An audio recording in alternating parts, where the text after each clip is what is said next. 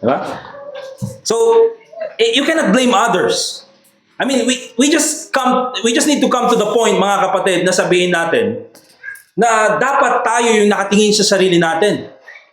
Kaya sabi niya, add to your faith. If there's someone responsible for your spiritual growth, it should be you. Okay? Hindi mo pwedeng isisi sa iba. Like for instance, I'm preaching the Word of God. Now, are you gonna blame me for you not reading the Bible? It's your responsibility. Diba? Responsibilidad mo yan. It's your responsibility to pray. It's your responsibility to come to church. I encourage you. We do our best that as much as we can, masundo natin sana yung mga tao papunta dito sa church na sila ay nandito so that we can gather together. But there comes a point in time, mga kapatid, that hey, you have to be the one to take care of your own maturity. Okay? Add to your faith. Yun yung sabi ng Bible. That is what God expects from us. Okay? Kaya sabi niya ganyan, there's no place for lazy Christianity. You have to do something. Hindi mo pwedeng sabihin na, well, paano kaya sila nag-grow bilang mananampalataya? Paano kaya sila ginagamit ng Panginoon in the field where they are? How is God using them? Here's the thing, mga kapatid. Because they added to their faith. Because they gave diligence. They studied the Word of God. They read the Word of God. They prayed. Okay? They went out soul winning. They were willing to be used by God. That's why God is using them. Okay? And so ano yung idadagdag natin sa ating pananampalataya? Unang-una, mga kapatid, nandun yung virtue. Okay? When we say virtue, ito yung, kumbaga sa GMRC, mga kapatid, this is good manners and right conduct. Okay? Now that we're saved, mga kapatid, we have to do the right thing even when it costs us. Bakit? Because you're saved. You're a Christian now. Ikaw na ay mananampalataya ng ating Panginoong Hesukristo. So now, it's your responsibility to add to your faith virtue. Morals. Good morals. Okay? Kaya nandyan sa Bible, mga kapatid, be ye kind one to another, tender-hearted, forgiving one another. Live peaceable with all men. Okay? Nandyan po yung mga ganyan na mga kasulatan because God expects us to add to our faith. And unang kailangan nating idagdag, mga kapatid, is virtue. Okay? Paano maging mabuhay ng tama? And secondly, mga kapatid, andyan na rin yung knowledge. And to virtue, sabi ng Bible, knowledge. Kaya importante dyan, mga kapatid, biblical understanding. Okay? Biblical understanding. Hindi opinions, not vibes. Di ba? Hindi yung mga quotes na nakikita natin sa Facebook. We need to have biblical understanding. We need to know the reason why we are doing the things here at church. Di ba? Dapat alam natin. Because here's the thing, mga kapatid, if you only depend on the preacher for your spiritual food, I mean, you spend, ilang beses tayo magpipreach dito sa isang araw, 3, Sunday, and then isa sa Friday. Okay? So, in those 3 messages, mga kapatid, huwag mong sabihin na, enough na ito for the whole week. Here's the thing, mga kapatid, there are so many things you're gonna go through in the week. You will have trouble at home. You will have problems at work. You have persecution, doing the right thing. And you need, mga kapatid, to be able to feed your own self. Kaya kailangan mo ng Bible reading. Okay? You need to study the Bible. Biblical understanding. Hindi lang kung ano yung opinion or naririnig natin. And I think, mga kapatid, this is not an accident. Di ba? Na inuna ni Peter yung virtue and then knowledge. Because I would say this, mga kapatid, biblical knowledge is very important. Okay? Biblical understanding is very important. But it's also important to have good character. You know why, mga kapatid? Because the Bible says, knowledge puffeth up. Diba? In any aspect of life, if you have more knowledge, you feel more superior. Di ba? Mas magaling ka sa iba sa for example ano kaya? Mas magaling ka sa math sa iba. Uy, mas magaling ako. Di ba? Or mas magaling ka in some abilities than others. Di ba? You will have this, hindi ko naman sinasabing yabang, but you will have this feeling of superiority. Okay? That's why, sabi ni Peter, add to your faith, before biblical knowledge, virtue. Because if you are kind to others, if you have humility, then even if you learn all these biblical principles, all this theology, you will know how to communicate it with others. Hindi yabang yung mangunguna. Okay? So add to your faith virtue, knowledge, and biblical understanding. Ano sabi niya ganyan after knowledge? Nandyan yung temperance. Self-control. Okay? Now that we're saved, we have the divine nature, we need to say no to our flesh. Diba? Sometimes we're angry, galit tayo, and we want to say bad things to hurt others para makasakit sa iba because gusto nating ilabas yung sama ng ating loob. But here's the thing, mga kapatid. Diba? Here's the thing. Nandyan yung Holy Spirit, nandyan yung divine nature na nagsasabi sa atin, ay, wag ganyan. Okay? And you now have that ability. You now have that, sabihin na nating privilege. And you can do that. You know why, mga kapatid? Because you have a divine nature. So yan po yung temperance. We need to control our lust. Unlike before, mga kapatid. Before, di ba, nung high school, college, even sometimes I experience it now. High school, college, pagka malamig dito sa Baguio, and then especially pag foggy, tapos duman ako sa fog na ganyan, ano yung feeling ko dyan, agkatay dito ko. Apay, gamin makasigsigarilyo ako.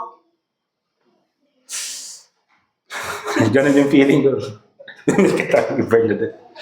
Well, kasi yung feeling ko, nag-iossi ako nun eh. So may ganun feeling. Di ba? And pag ganun yung feeling ko noon, may makasisigarilyo. So, sigarilyo ka madagos. Alright? Because you are controlled by the flesh. But now, mga kapatid, and even until now, pag malamig, at nandyan yung fog, ewan ko ba, meron pa rin yung ganun na desire. But now, I can control it because I practice to control it. Okay? That's why I only do it once in a while. Joke lang. Diba? Diba, brother? So, nandyan yung temperance, mga kapatid, self-control. Hindi dapat tayo pinapangunahan ng laman. Hindi dapat tayo pinapangunahan kung ano yung gusto natin. Dapat pinipili natin, is God going to be pleased with what I'm doing? Dapat yun yung nasa isip natin. Self-control.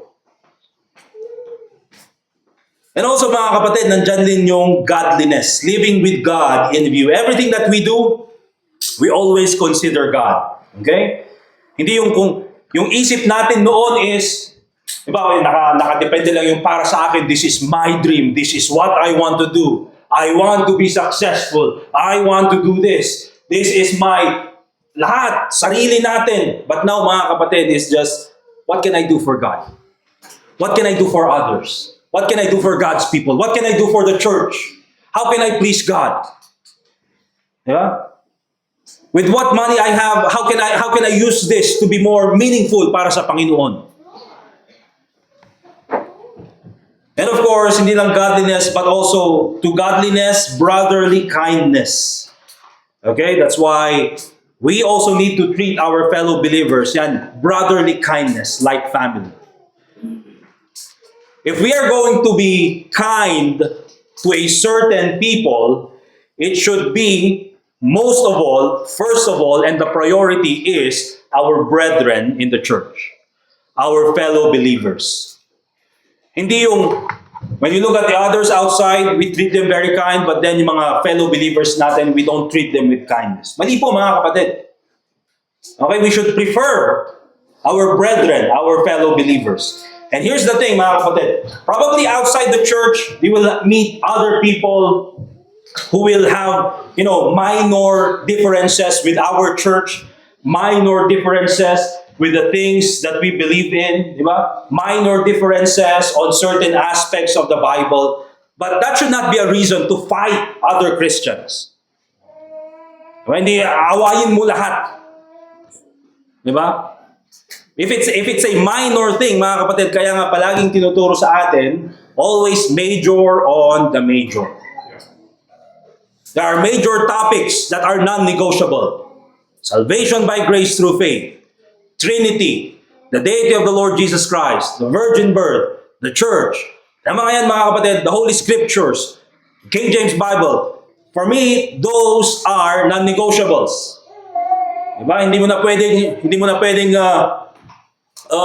you cannot, there's no discussion needed. Okay? But for some, we can set aside the differences. Diba? For some, we can set aside the differences. You don't have to fight others because of minor things. You see, in this country, mga kapatid, dito sa Pilipinas, ang daming Baptist church. And ang problema sa maraming Baptist church, mga kapatid, masyadong matatalino lahat. And may konti lang, they see one difference and then they try to, fight others because of it. And so, mga kapatid, what should be our focus here in, I believe, as Baptist churches, we should just focus on winning people to the Lord Jesus Christ. That should be our main goal. Okay? Brotherly kindness, and of course, charity. Brotherly kindness, charity. Yan po yung sacrificial. Yan yung tunay na pag-ibig, mga kapatid. Serving others is very important. Okay? So, yan po yung kailangan nating makita. And so that is what God expects of us, that we should add to our faith. And then lastly, mga kapatid, is the evidence of growth. Okay? In 2 Peter chapter 1, verse 8 to 11, the Bible reads, "For if these things be in you," if these, talking about virtue, knowledge, temperance, patience, godliness, brotherly kindness, charity, "For if these things be in you," and notice this, "and abound," so not only do we strive to have all of these things, but we should continue to improve. Okay, so dati, we know a little bit about the Bible. Next year, we should know more about the Bible. Diba? Dati, meron tayong konting virtue. Now, later on, we should have more. I mean, the more na tumatagal yung buhay natin bilang mga Kristiyano, the more we are here in the church, the longer we are Christians, the more we should be improving. Diba? Ang problema, mga kapatid, to many Christians, the longer they're Christians, the more they get worse. Diba? Baliktad. No, mga kapatid, the longer you're a Christian, the better you become. Diba? The better you become, the more improvements. Okay? Hindi yung, what's your memory verse? John 11:35. Diba? Jesus is wept. Nagdagan po eh. Jesus is wept.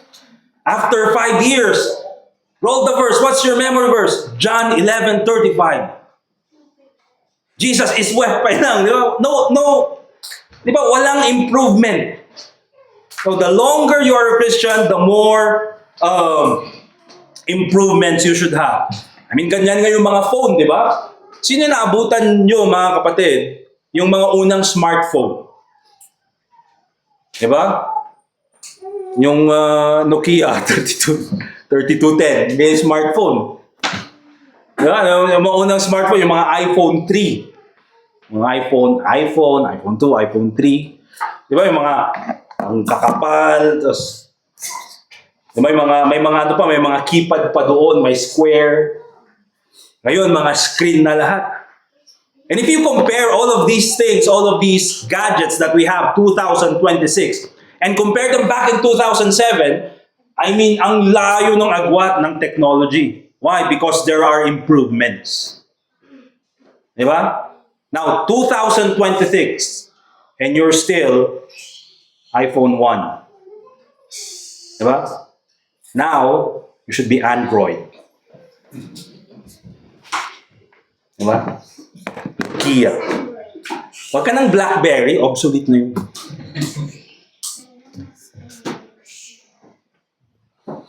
So, what's the evidence of growth? If these things be in you and abound, so dumadami, di ba?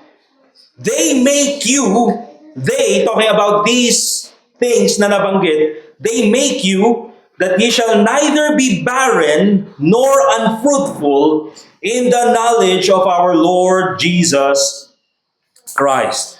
You see mga kapatid, the reason why many Christians are not fruitful in becoming a Christian is because they're not growing.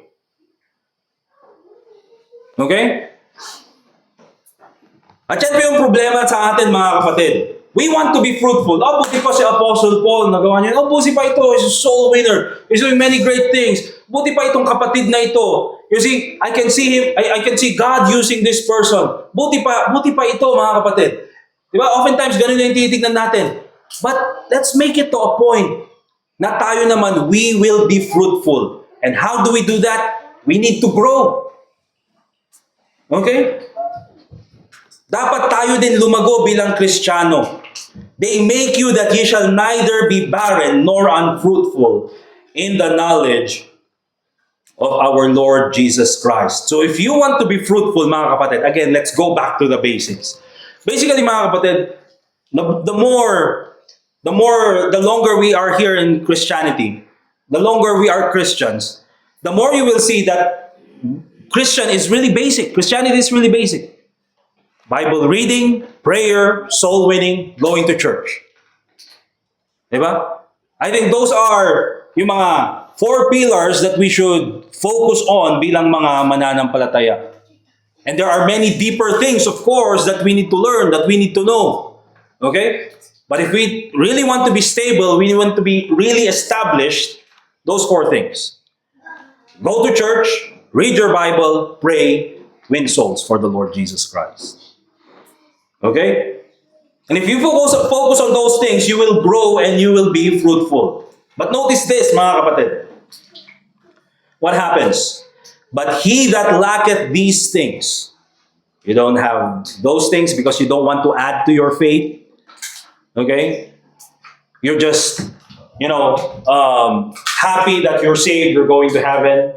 Okay?